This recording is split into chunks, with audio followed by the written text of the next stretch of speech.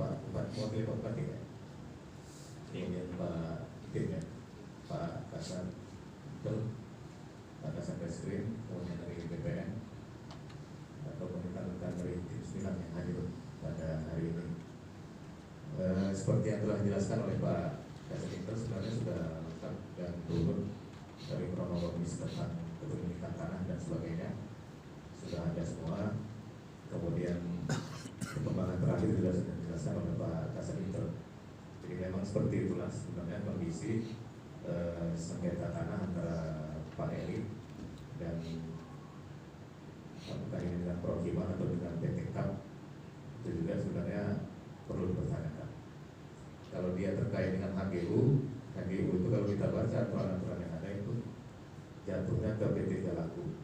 Sementara yang menguasai sekarang lahan 200 hektar itu adalah PT KAP. Kemudian di pinggir-pinggirnya juga dikuasai oleh masyarakat yang menurut pengakuan mereka itu disewakan oleh oknum-oknum angkatan laut pada masyarakat itu. Ada yang 1 hektar, ada yang 2 hektar, ada yang 1,5 hektar.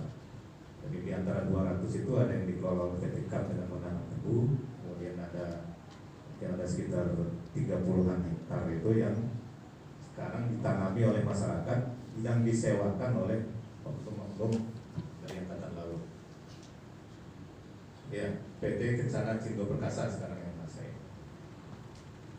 Memang betul apa yang disampaikan oleh BPN bahwa sekarang prosesnya sedang di kementerian dan akan disarikan dalam bulan.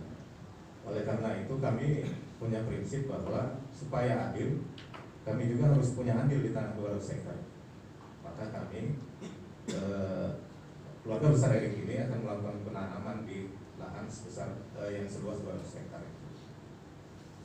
Jadi sudah dipatok batas-batasnya. Kemudian setelah PT KAP melakukan pengembangan terhadap tebu, kami akan melakukan penanaman terhadap tanah dengan tanaman singkong. Nah ini menurut kami hal yang dalam keluarnya karena mereka melihat bahwa ini memang benar punya keluarganya Pak Johnny Erik ini. Maka untuk adil itu maka kita harus sama-sama mengelola lahan. Jadi kalau selama ini sudah dinikmati oleh angkatan laut yang kemudian mungkin disewakan kepada PT KAP kemudian atau dengan masyarakat sekitar, saya kira sudah cukup mereka menikmatinya. Maka sekarang giliran keluarga Pak Johnny Erik juga yang menikmatinya.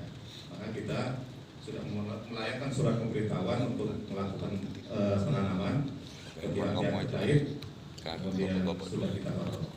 Nah peristiwa terakhir yang dijelaskan oleh Pak Kasat Intel tadi, mengapa kami melaporkan 2 peristiwa? Yang ke Polres, kenapa kami melaporkan? Karena dia mengaku security dari PT KAP. Artinya dia adalah orang sipil, bukan orang militer. Kemudian kami juga melaporkan ke Polisi Militer Angkatan Laut di Bandar Lampung, yang juga diduga adalah oknum angkatan laut yang mengaku Agus itu tadi. Karena Agus sudah melapor ke Polres, dia menyatakan bahwa dia dianiaya.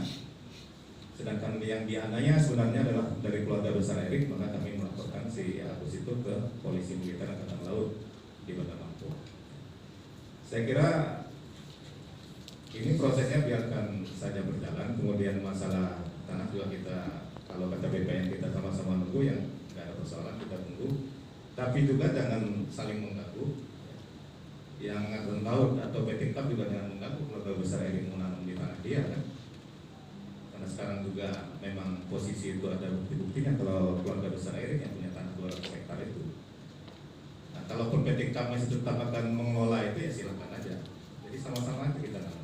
Dia nanam tebu, kita nanam singkong. Mana yang duluan panen ya silakan panen. Itu aja saya kira.